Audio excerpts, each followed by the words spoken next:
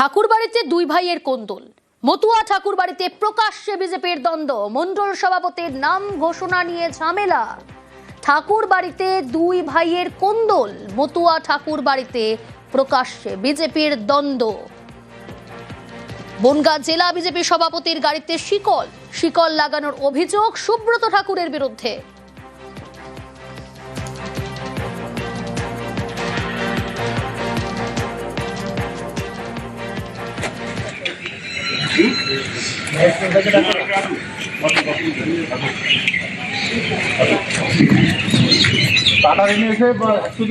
তোমার সাথে আমার কথা, আমার বাড়িতেও আসছে, আমার বাড়িতেও আসছে, আমার তোমার আমার সঙ্গে দেখা করতে আসছে। ঠিক আছে, আমার ওর সাথে কথা।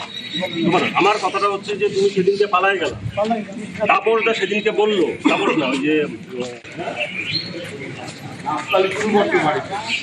কাটারি দিয়ে খেলাটা ভাঙ।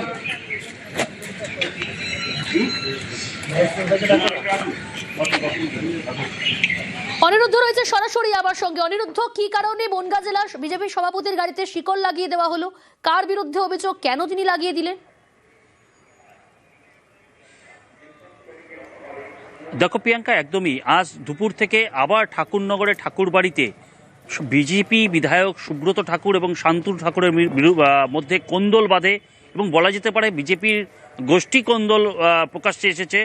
সেখানে অভিযোগ যে গাইঘাটা 1 নম্বর মণ্ডলের বিজেপি সভাপতির নাম ঘোষণা করছে না জেলা বিজেপি সভাপতি বিকাশ ঘোষ।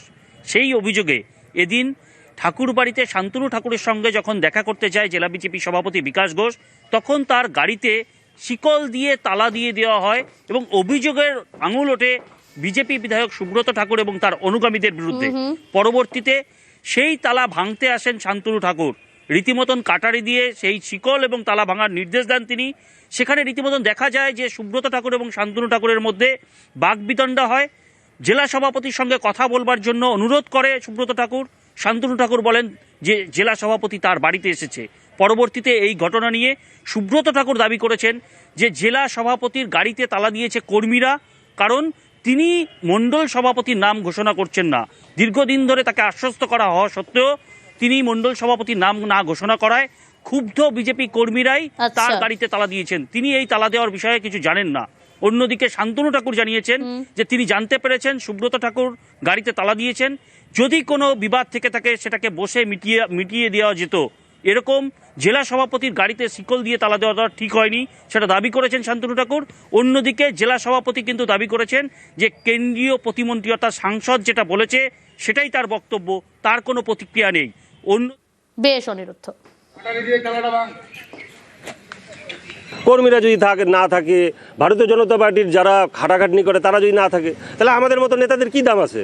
মণ্ডলটা না ছাড়লে পরে তৃণমূল আপার হ্যান্ড নেবে, সিপিএম ঢুকবে, বিজেপির ক্ষতি হবে। একটা মণ্ডলের মানুষ সাফার করবে, কি করবে তারা? আজকে শুনেছে যে এইখানে বিকাশ ঘোষ জেলা সভাপতি এসছেন, আজকে তারা বলছে যে আজকে একটা হেস্তনেস্ত হবে, উনি বলবেন যে উনি করবেন না কি করবেন। তারা তাদের মধ্যে থেকে কোন কার্যকর্তা বা কর্মী এসে তালা লাগিয়ে দিয়েছে, গাড়িতে তালা দিয়েছে, কি বলবেন এই বিষয়ে? দেখুন, আমি এই বিষয় নিয়ে কোনো কথা বলবো না, যা বলার আমার সাংসদ সব বলে দিয়েছে। এগুলো আমি মনে করি একটা খুব গৌরবকর কাজ, কারণ জেলার সভাপতির সঙ্গে এরকম ব্যবহার করা আমার মনে হয় না ঠিক।